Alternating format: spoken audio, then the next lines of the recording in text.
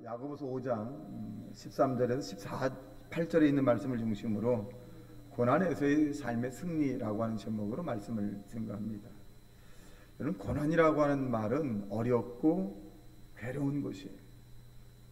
인생이 어떻게 살아가다 보면 어렵고 괴로운 일들이 상당히 많이 가슴으로 와닿게 되어 있습니다.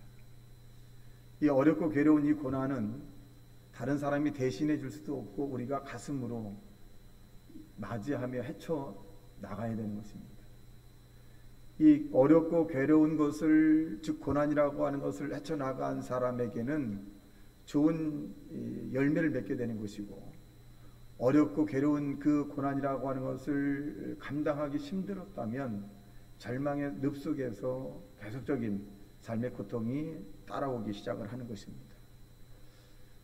진주라고 하는 것이 대단히 값지죠. 진주가 만들어진 과정을 보면 이 진주가 이 조개 속에 아주 자그마한 모래가 들어간다는 거예요. 그래서 이 조개에게는 이물질이 들어오는 거죠. 이물질을 밀어내기 위해서 가진 애를 다 쓰죠.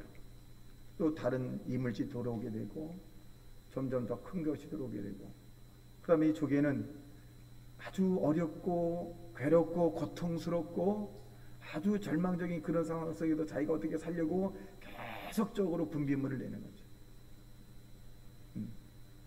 그렇게 해서 만들어진 것이 바로 진주라는 것입니다. 그래서 값진 거죠.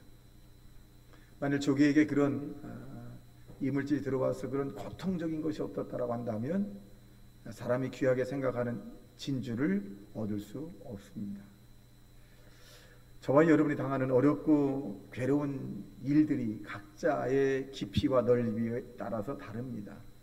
어떤 사람은 그 어렵고 괴로운 것이 아무것도 아닌 것도 있을 수 있지만, 어떤 사람에게는 내가 죽느냐 사느냐, 성공이냐 실패냐, 이런 일들로 맞이할 수 있기도 합니다. 우리에게 중요한 것은 이 어렵고 괴로운 것들이 우리가 믿는 하나님은 능히 전능하시고 능력이 있으셔서 우리를 그 괴로운 고난에서 해방시켜 줄 만한 실력자가 바로 하나님이라는 사실을 믿게 되기를 예수님을 축원합니다. 어렵고 괴로운 것들이 왜 우리에게 다가오느냐? 그 가장 큰 원인은 아담과 하와가 사단의 게임에 빠져서, 마귀의 게임에 빠져서 동산 중앙에 있는 선악과를 먹음으로 인류에게는 이 어렵고 괴로운 고난이 시작이 되었습니다. 그 이후로부터 우리에게 마음속에 이 욥이라고 하는 사람이 고백한 것처럼 3장 25절에 보니까 내가 두려워하고 내가 괴로워하는 것들이 내게 그대로 임했다는 거죠. 이 욥이라고 하는 사람은 동방의 갑부입니다. 아주 갑부로서 또 의인이기도 합니다. 그런데 하루는 이 사단이 하나님이 올라가서 동방의 갑부 이 욥이 까닭없이 하나님을 섬기겠느냐, 무언가 하나님께 받았기 때문에 저렇게 섬기는 거 아니겠습니까? 그래서 욥이라고 하는 사람을 한번 이 고난을 줘봅시다. 근데 하나님께서 동방의 욥은 절대로 배신할 사람이 아니다. 그러니까 이게 사단이가 계속 참수합니다. 욥이 뭐 아무리 그래도 하나님 허락해 주십시오. 그래서 하나님께서 욥에게는 모든 것을 내가 마음대로 할 수 있지만은 욥이라고 하는 사람에게 생명은 건드리지 마라, 죽이지는 마라. 그 나머지는 네 권한에만 해봐라. 이 욥이라고 하는 사람이 하루아침에 거지가 됩니다. 딸이 3명에다가 아들이 7명이었고 양과 약대, 소, 우양 엄청나게 많았어요. 가쁘니까 하루아침에 고대 광실 같은 집이 무너져 버리고 맙니다. 그리고 그 많던 종들이 다 뿔뿔이 흩어지고 도망가 버리고 말아요.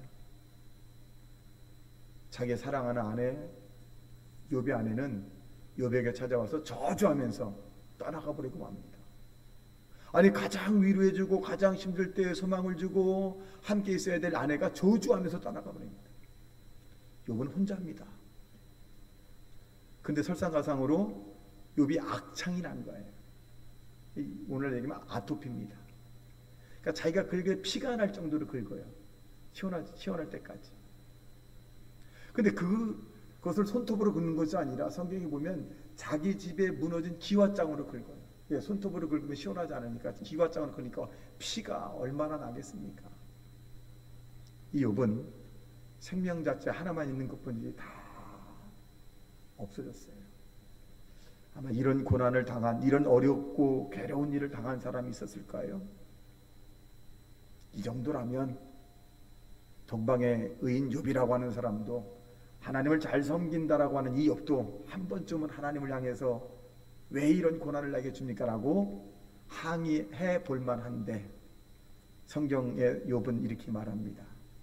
하나님이 나에게 주신 자도 하나님이시고, 하나님이 원하셔서 내 모든 것을 가져가신 자도 하나님이시니 욥이 입술로 범죄하지 아니하였더라. 이 욥이 성실하게 이 고난을 마치고 난 다음에는 하나님께서 그 이전에 있었던 것보다 갑절의 축복을 해주었다라고 기록이 되어 있습니다. 욥이 고난을 당한 이유는 분명합니다. 그것은 뭐냐? 3장 25절에 말씀한 대로 내가 두려워하는 것이 내게 임했고 내가 무서워하는 것이 그대로 임했다는 거예요. 이 욥이 뭘 무서워했고 뭘 두려워했을까요? 두려웠죠. 자기의 재산이 한순간에 다 날아가면 어떡할까? 아내가 나를 저주하고 가면 어떡할까? 자녀들이 죽으면 어떡할까? 내가 실패 인생을 살면 어떡할까? 내가 아프면 어떡할까? 내 삶이 망가지면 어떡할까? 늘 욥은 이런 마음 속에서 두려움과 이 무서움 가운데 있었다는 거예요. 그러니까 욥이 그 마음이, 그러니까 사단이가 싹 들어가 버린 겁니다. 여러분이 고난, 어려움과 괴로운 일을 당하지 않으려면 마음에 긍정적이고 적극적이고 생산적이고 창조적인 그런 믿음의 마음을 품고 사시길 주님의 이름으로 축원합니다. 우리도 마음속에 내가 아플 것 같고 실패할 것 같고 다른 사람이 나를 미워할 것 같고 가난해질 것 같고 병들 것 같고 이런 마음을 품으면 여지없이 사단은 우리에게 다가와서 그런 현상을 만들어 버립니다. 이것이 영적인 일들입니다. 여러분, 사단은 지금도 우는 자의 사자의 입을 벌려가면서 믿는 자를 찾아 삼키려 지금 하고 있습니다. 믿는 자들이 부정적인 언어, 또 육신의 정욕과 이 세상의 자랑, 안목의 정욕을 따라 살는가? 그렇게 하면 거기에 시험을 통해서 하나님 관계가 멀어지게 만들어서 어렵고 괴로운 것을 심어주려고 하는 것입니다. 성경은 우리에게 항상 기뻐하라, 쉬지 말고 기도하라, 범사에 감사하라, 이는 너희를 향하신 하나님의 뜻이다. 하나님 우리에게 기뻐하고 감사하고 또 기도하라고 하는 그 이유가 이런 두렵고 무서운 것이 우리 마음속에 임하지 않도록 하기 위해서 저와 여러분에게 하나님의 뜻이라고 말씀하시는 것을 말해 주셨습니다. 그러므로 어렵고 괴로운 일을 당하지 원치 않는다면 여러분, 늘 십자가에 못 박혀 달려 돌아가신 예수를 바라보는 하나님의 사람이 되시길 주님의 이름으로 축원합니다. 또 우리 마음속에 늘 나는 예수 그리스도 안에서 거듭난 사람이고 새 사람 된 사람이다, 이런 믿음을 가져야 돼요. 나는 예수님이 나와 함께함으로 말미암아 어떤 고난도 주님이 함께함으로 넉넉히 이길 수 있다. 나는 영혼이 잘되고 범사가 잘되고 강건한 축복의 사람이다. 나는 예수님 안에서 복받은 사람이다. 나는 만나는 사람마다 좋은 사람 만나게 될 것이고 또 만나는 사람마다 하나님의 영광이 나타날 것이다. 내가 하는 사업은 하나님이 함께함으로 다른 사람이 어떻게 볼지 모르지만 내 사업은 하나님이 함께함으로 일치월장 성장하게 될 것이다. 하나님이 축복할 것이다. 하나님이 함께할 것이다. 이런 믿음으로 살아가는 하나님의 사람이 되어야 합니다. 그리고 우리는 두려워하지 말아야 돼. 하나님 우리에게 두려워하지 말라, 놀라지 말라, 내가 너와 함께함이니라. 내가 너를 도와주리라. 참으로 오른손으로 내가 너를 붙들어 주자 말씀한 것처럼 여러분, 이제 예수 그리스도 믿음으로써 이제 여러분 혼자가 아니라 하나님이 여러분과 함께 동행하고 있고 여러분을 지켜주시고 여러분을 보호하시고 여러분을 축복해 준다는 사실을 믿게 되기를 예수님 이름으로 축원합니다. 그럼 어떤 고난이 다가온다 할지라도 나는 넉넉히 이길 수 있다라고 하는 믿음의 사람이 되시길 주님의 이름으로 축원합니다. 그래 한다면 우리는 어떻게 고난을 벗어날 수 있을까? 어떻게 해야 될까? 구체적으로 여러분, 우리가 당하는 어렵고 괴로운 것은 자녀의 문제도 있을 수 있어요. 물질의 문제도 있을 수 있습니다. 사업의 문제도 있을 수 있어요. 또 과거의 상처가 있을 수 있어요. 그 어렵고 괴로운 것, 과거만 생각만 하면 어렵고 괴롭고 너무 버거운 것, 사람의 갈등의 문제도 있을 수 있습니다. 직장에서의 어렵고 힘든 괴로운 일들도 있을 수 있습니다. 그럼 어떻게 해야 될까요? 오늘 본문은 우리에게 이렇게 말씀해 주고 있습니다. 13절에 보니까 너희 중에 고난당하는 자가 있느냐? 그는 기도할 것이요. 오늘 수많은 사람이 고달프고 지친 인생을 살아가는 것은 원죄자의 아담과 하와로 인해서입니다. 그런데 이 아담과 하와를 계속적으로 원망 불평하며 세상을 한탄하며 살아가는 어리석은 사람이 되는 것이 아니라 우리는 사방팔방으로 다 막혔다 할지라도 하늘이 뻥 뚫려 있다는 거예요. 하늘이 뻥 뚫렸다는 얘기는 우리가 하나님을 향해서 부르짖으면 나 여호와가 응답할 것이고, 내가 간절히 하나님 앞에 울며 통곡하면 나 여호와가 그 기도를 들어주시겠다라고 말씀합니다. 여러분, 사방팔방을 봐서 막혔다고 생각하지 마십시오. 길이 없다고 생각하지 마십시오. 하늘의 길이 여러분에게 열려있다는 사실로 믿게 되기를 주님의 이름으로 축원합니다. 기도하는 자에게 영적으로 하나님이 갖게 하십니다. 기도하면 감사가 나고 기도하면 뭔가 자신감이 생기는 거예요. 여러분이 기도할 수 있는 그런 능력이 있다면 여러분은 이미 성공한 사람입니다. 주님이 제자들에게 그렇게 말씀합니다. 겨자씨 한 알 같은 믿음이 있다면 이 산을 들어 바다에 던져라 해도 그대로 던져진다는 것이에요. 여러분은 제가 볼 때 겨자씨 한 알보다 더 큰 믿음을 소유하고 있잖아요. 여러분이 겨자씨보다 더 큰 믿음을 소유했는데 산을 들어 바다에 던지라 해도 하나님이 역사해 주시는데 무엇을 못하겠습니까? 여러분이 꿈을 포기하고 희망을 포기하고 목표를 포기하고 나 자신은 무능하다고 생각할 때 겨자씨보다 작은 믿음이 되지만 나는 주님이 나와 함께하고 나는 사랑받는 사람이고 나는 과거 현재 미래 모든 데를 용서받은 의인이고 의인이 하나님께 기도하면 반드시 응답된다는 그런 믿음을 갖는다면 여러분 불가능이 아니라 가능하다는 사실을 믿게 되기를 예수님이로 축원합니다. 그 내용이 뭔지는 모르지만 여러분 어렵고 괴로운 그 문제를 해결받을 수 있다는 사실을 믿게 되기를 주님의 이름으로 축원합니다. 가을이 되면 제가 첫 번째 주례를 쓴 것이 기억이 나요. 제가 29살 때 주례를 썼나요? 대상자가 누구냐면 이제 여자분이 신부가 39살, 신랑이 40살이었어요. 저희 교회 교인이었습니다. 남자분이 저희 교회 교인이었는데 그 교인의 동생이 저희 교회 재정부장이었어요. 재정부장인데 이 동생의 이제 그 형이 가정을 못 이루니까 늘 괴로워하는 거예요. 이 재정부장이 너무 괴로워요. 그리고 기도 하나님께 합니다. 근데 내가 너무 괴로운 것 같아서 그렇게 얘기했어요. 형을 그럼 교회 데리고 와라. 그럼 내가 준비하면 하겠다. 좀 못 데리고 올 줄 알았더니 데리고 와버렸네. 데리고 왔으니까 또 해줘야 되잖아요. 그래서 서울에 있는 김희라고 하는 그 동기 목사님이 전화를 했어요. 우리 청년 가운데 미래지향적으로 얘기해서 제가요, 믿음이 클 사람이고 마음이 넓은 사람이고 정말 멋지게 생긴 사람이다. 근데 실제로 키는 1m 55도 되고요. 구두쇠로 소문이 났고요. 선을 보면은 짜장면만 사준다는 거예요. 그러니까 40살까지 선을 보면 짜장면만 사준다, 여자분들을. 그리고 이제 갈 때는 그때 이제 버스편과 토큰이 있었는데 갈 때는 이제 그거만 준다는 거예요. 집에 잘 가시라고. 그러니까 상당한 마음이 넓은 사람 아니면 이 남성을 다시는 만나지 않는다는 거예요.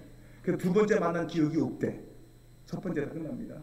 근데 나도 이걸 알았으니까 내가 얼마나 부담이 되겠어요. 연락을 했고. 근데 이제 그 동기 목사님이 마땅한 처자가 있다는 거예요. 아이고, 없다 그러면 더 될 텐데 있다 그러니 어떻게 뜻이다. 근데 그분은 키가 1m 64, 그리고 아주 서울 사람이라 피부도 하얘 처자인데, 그리고 학력도 이분보다 상당히 스펙이 높아. 제가 볼 때는 맞지 않은 것 같아. 근데 그러니까 중매를 했으면 좀 푸근하게 해주고 비싼 것도 사주고 막 그래야 되는데, 또 만나서 짜장면 사주고 또 서울까지 차비만 달랑 주면 이것도 안 만나. 얼마나 그 기도를 해야 해서 하나님 지혜를 주십시오, 지혜를 주십시오. 막 그렇게 이제 하고 동생도 기도하고 나도 기도하고 막 하겠어요. 근데 이제 만나기로 해서 이제 근데 내가 만나줄 것 같더니 아니라는 거예요. 자기끼리 만난다는 거. 아이고, 없겠습니다. 알았다고. 근데 제가 불러서 얘기했어요. 김동재인데 이번에 마지막으로 생각하고 좀 잘 좀 해주세요. 걱정하지 마세요. 그러니까 자신만만 하더라고. 그래서 이제 그러냐고. 그냥 또 기도하고 막 기도해. 근데 한 번 만났는데 이제 나 끝난 줄 알았더니 또 만나기로 했다는 거예요. 이거 뭔가 있구나. 그러나 2달 지나고 난 다음에 저에게 왔어요. 옷에 주례 좀 서줘야 되겠어요. 그래. 그때 29살에 제가요. 근데 주례를 서주게 해서 그러면 담임 목사니까 뭐 주례 못 쓰겠냐. 처음 쓰는 건데지만 배짱이죠. 주례 못 쓰겠냐. 그 주례를 쓰고 이제 그 주례 귀 앞에 딱 서 있는데 사람들이 내가 꽃을 꽂고 있으니까 주례자니까 내가 신랑인 줄 알고 자꾸 물어보는 거야. 근데 그게 첫 번째 주례예요. 그래서 그 서울 아가씨 박인 뭐라고 하는 그 아가씨 우리 교회 나오고 이제 했는데 내가 물어봤어요. 어디가 이렇게 좋았어요? 그랬더니 참 마음도 넓고 이렇게 깊이가 있는 남자는 처음이라는 거예요. 뭐 어디가 내가 볼 때는 키가 1m 55면 큰 키는 아니잖아요. 여자는 1m 63이고 아주 호리호리하게. 인경 선생 때는 뭐 얼굴이 하얀 그 서울 사람, 서울 아가씨인데. 그러니까 동네 사람들이 불가능한 것이 맺어졌다는 거예요. 뭔가 있다는 거죠. 물어봤더니 아가씨한테 물어봤더니 이렇게 넓고 이렇게 나를 위해주는 사람이 없다는 거예요. 그래서 곰도 구르는 재주가 있다더니 뭔가 있구나. 근데 물어봤어요. 뭐가 이렇게 지났더니 첫날 만났는데 비싼 거 먹는 건 아니지만은 자기 지갑에서 지갑을 딱 꺼내서 딱 자기한테 준다는 거예요. 이걸로 오늘 다 쓰라고. 자기는 선도 여러 번 봤지만 남자들이 자기에게 지갑을 맡겨가면서 마음대로 쓰라고 하는 남자를 보지 못했다는 거예요. 그래서 자기를 얼마나 믿어주냐 이거예요. 이렇게 믿어주는 남자가 세상에 없다는 거예요. 그래서 다른 거 다 볼 필요 없이 이 사람이면 나를 마음은 속색이지 않고 정말 나 흐뭇하게 해주겠구나. 그래서 첫 번에 마음에 들었다는 거예요. 근데 주변에서 반대했겠지. 근데 너무 좋다는 거예요. 이렇게 깊은 마음을 가진 남자가 없다는 거예요. 여러분 기도하니까 낮은 것을 높게 보고 높은 걸 낮게 수평을 딱 만들어서 지금 아들을 낳는데 이제 수환이라고 이름을 졌어요. 그래서 김수환인데 지금 한 고등학생 됐겠네요. 제가 주례를 했으니까 고등학교 더 됐겠다. 그러니까 뭘 얘기해요? 기도하면요, 여러분 가능합니다. 그 둘째 동생이 얼마나 기도했고 그 제수가 얼마나 기도했는지 몰라요. 주변 사람은 다 불가능하다잖아요. 근데 하나님이 함께하니까 가능하다 이거요. 안 된 일을 되게 하고 불가능한 걸 가능하게 하고 부족한 걸 참아주시고 이것이 하나님의 역사라고 하는 사실을 믿게 되기를 주님의 이름으로 축원합니다. 그 후에 제가 또 만났어요. 만났는데 이 여자 집사님 그때 내가 집사 이면 줬어요 이제. 근데 이제 만났는데 행복하다는 거예요. 손잡고 다니고 너무너무 행복하다는 거예요. 그러니까 어떤 분들은 그래, 아이고 여성분이 아깝다 뭐 이렇게 얘기도 하는데 본인이 좋댔는데 하나님이 선택해 줬다는데 뭐가 문제냐. 지금도 보면 남성이 여성에게 지갑을 첫 번째 맡긴 것들은 다 맡기는 거예요. 하자는 대로 가려면 가고 쓰려면 쓰고 들으면 들고 앉으면 앉고 교회 일도 여성이 하라면 하고 안 하면 그거는 너무 가르쳐. 그래서 저도 행복한 모습의 첫 주례자이기 때문에 지금도 행복해요. 너무너무 행복합니다. 싸움이 안 돼. 왜 싸움이 안 되냐? 싸우려고 하질 않아 남자가. 자기를 너무 과분한 색시를 얻어가는 하나님. 그래서 싸우려고도 하지 않고 말대꾸도 하지 않고 시키는 대로 자기는 하겠다. 여러분 왜 그러냐? 마음을 알아주기 때문에 그렇습니다. 사람은요 돈이 많다고 인물이 좋다고 아니면 뭐 가문이 좋다고 아닙니다. 자기 마음을 알아주는 사람에게 생명을 바치는 것이고 자기 마음을 알아주는 사람에게 사랑을 하는 것이에요. 여러분 우리가 기도를 통해서 하나님의 영광이 나타날 수 있도록 어떤 문제 간에 이 청년에게는 정말 어렵고 괴로운 인생길이었죠. 하루하루가.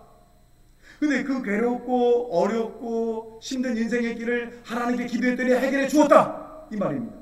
여러분 앞날에 어렵고 괴로운 일들이 있다 할지라도 불가능을 가능케 하신 주님을 바라보고 기도하는 자 되시길 주님의 이름으로 축원합니다. 예수님께서 겟세마네 동산에 기도하실 때 제자들이 자는 모습을 보면서 이렇게 말씀합니다. 한시 동안도 깨어 나와 함께 기도할 수 없더냐. 기도를 말씀하셨습니다. 여러분, 이 세상에서 기도보다 더 위대한 것은 없습니다. 기도를 이기는 사람은 없습니다. 기도하는 사람은 망하지 않고, 기도하는 사람은 절대 좌절하지 않고, 기도하는 사람에게 하나님의 열매가 주렁주렁 맺는다는 사실로 믿게 되길 주님의 이름으로 축원합니다. 제자들에게 예수님은 어찌하여 시험에 들지 않게 일어나 기도하라 라고 말씀한 것처럼 우리에게 하나님께서는 시험에 들지 않도록 기도하라 라고 말씀하고 있습니다. 시편 118편 8절과 9절의 말씀에 보면 여호와께 피하는 것은 사람을 신뢰하는 것보다 나으리라. 여호와께 피하는 것이 고관들을 신뢰하는 것보다 낫도다 라고 말씀했고, 빌립보 4장 6절의 말씀에 보면 아무것도 염려하지 말고 오직 모든 일에 기도와 간구로 너희 구할 것을 감사함으로 하나님께 아뢰라. 에레미야 33장 3절에 보니까 너는 내게 부르짖으라 내가 내게 응답하겠고 내가 알지 못하는 크고 비밀한 일을 내가 보이리라 라고 말씀하고 있습니다. 여러분, 기도를 하면 인생이 바뀝니다. 기도하면 불안해서 편안히 오게 되고요, 기도하면 하나님의 은혜와 하나님의 능력이 여러분에게 임한다는 사실을 믿게 되기를 주님의 이름으로 축원합니다. 둘째로, 고난을 벗어나려면 감사해야 된다. 여러분, 고난을 당할 때 어렵고 괴로울 때 감사할 수 있나요? 이게 신앙의 힘입니다. 어렵고 괴로우면 괴로울수록 감사하는 것은 뭐냐면, 먼 미래에 우리가 알고 있는 하나님을 사랑하는 자, 곧 그 뜻대로 부르심을 입은 자들에게는 모든 것이 합력하여 선을 이루어주기 때문에 저와 여러분이 어렵고 괴로운 일이 있을 때마다 오히려 하나님께 감사하는 하나님의 사람이 되시기를 예수님으로 축원합니다. 감사를 하면 우리가 어떻게 되느냐? 긍정적인 사람이 돼요. 감사하면 하나님의 은혜가 임하게 되고, 감사하면 하나님의 영광이 나타나게 됩니다. 그런데 우리가 원망과 불평하게 되면 마귀가 우리에게 다가오고 우리에게 부정적이 되고 합니다. 세상은 그 누구도 긍정적인 사람과 함께 하려고 해요. 긍정적인 것은 뭐냐? 사람을 가까이 하게 하는 힘이 있어요. 긍정적인 사람에게는 빨려 당기는 힘이 있어요. 근데 부정적인 사람은 밀어내는 힘이 있어요. 여러분이 다른 사람을 빨아당기는 힘의 능력을 소유하기를 원한다면 감사하는 사람이 되십시오. 그러면 빨아당기는 힘의 긍정의 사람이 되고, 여러 사람에게 나는 멀리하기를 원한다면 부정으로 얘기하면 사람은 여러분을 자꾸 멀리하게 될 것입니다. 여러분, 우리가 이 고난이라고 하는 것에 감사하는 것도 시기가 존재합니다. 어려움이 있고 괴로움이 있을 때 감사는 이 타이밍을 잘 지켜야지, 편안하고 안락할 때도 감사하지만 여러분, 어렵고 괴롭고 힘이 들 때 감사하면 여러분 그 타이밍에 하나님의 영광이 나타나고 하나님의 역사가 응답으로 온다는 사실로 믿게 되기를 주님의 이름으로 축원합니다.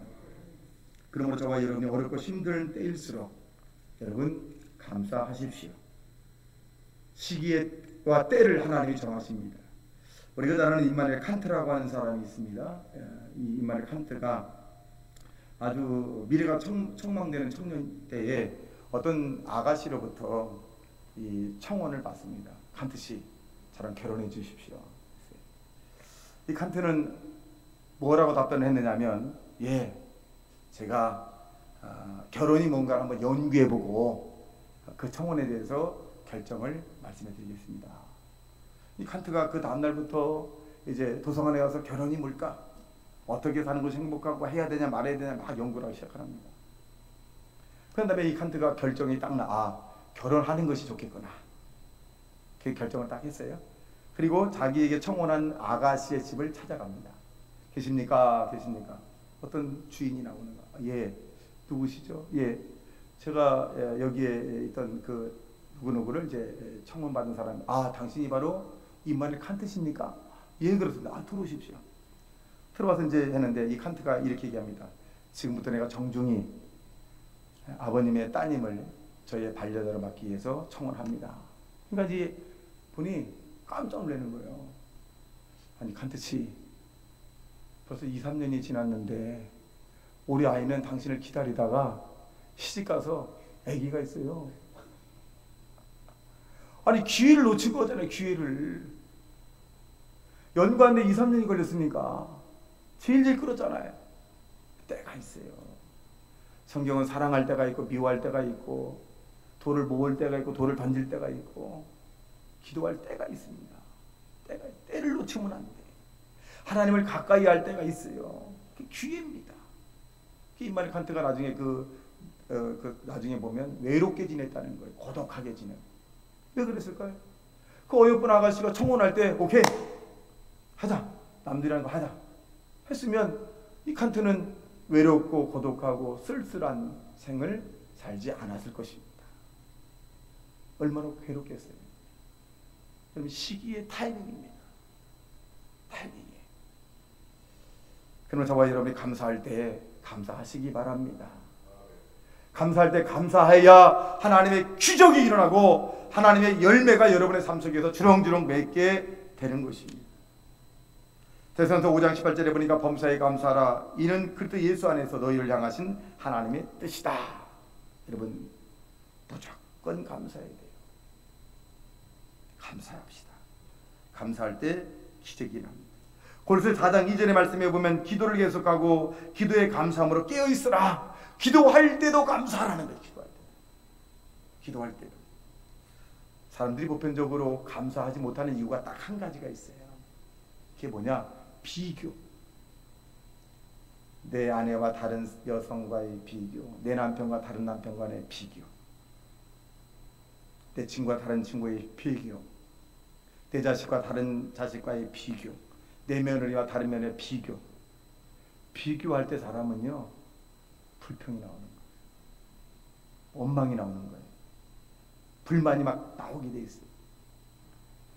우리는 사람과 어떤 환경을 볼 때 상대적으로 보지 말고 절대적으로 봐야 돼. 하나님이 원하시면 좋다. 하나님이 함께하면 좋다. 하나님이 나와 함께하니 나는 승리할 거다. 하나님이 함께하니 좋은 사람이다. 이렇게 믿는 하나님의 사람이 되시기를 예수님 이름으로 축원합니다. 시편 50편 23절에 보니까 감사로 제사를 드린 자가 나를 영원롭게 하나니 그 행위를 옳게 하는 자에게 하나님의 영광을 보이라 라고 말씀합니다. 그러므로 저와 여러분이 감사에 힘쓰고 더 힘쓰는 자 되시기를 주님의 이름으로 축원합니다. 마지막 세 번째로 고난을 벗어나려면 찬양을 해야 합니다. 시편 109편 30절과 31절의 말씀에 보면 내가 입으로 여호와께 크게 감사하며 많은 사람 중에 찬송하리니 그가 궁핍한 자의 오른쪽에 서서 그의 영혼을 심판하라 하는 자들에게 구원하실 것임이로다. 많은 사람 중에게 찬송을 한다. 그때 하나님이 심판 가운데 하나님 우리를 건져주신다. 이렇게 말씀합니다. 많은 사람 가운데. 여러분,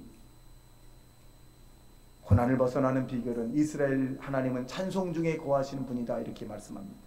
우리가 하나님 앞에 찬송을 부를 때 하나님의 임재를 우리가 느낄 수 있습니다. 찬송을 부를 때 우리 마음이 감동이 되고, 찬송을 부를 때 하나님께서 응답이 가져오게 되고, 찬송을 부를 때 귀신이 떠나가고, 찬송을 부를 때 병의 고침을 받고, 찬송을 부를 때 문제가 해결되고, 찬송을 부를 때 떠났던 사람이 돌아오게 되고, 찬송을 부를 때 여러분의 자손들이 잘 된다는 사실을 믿게 되기를 주님의 이름으로 축원합니다.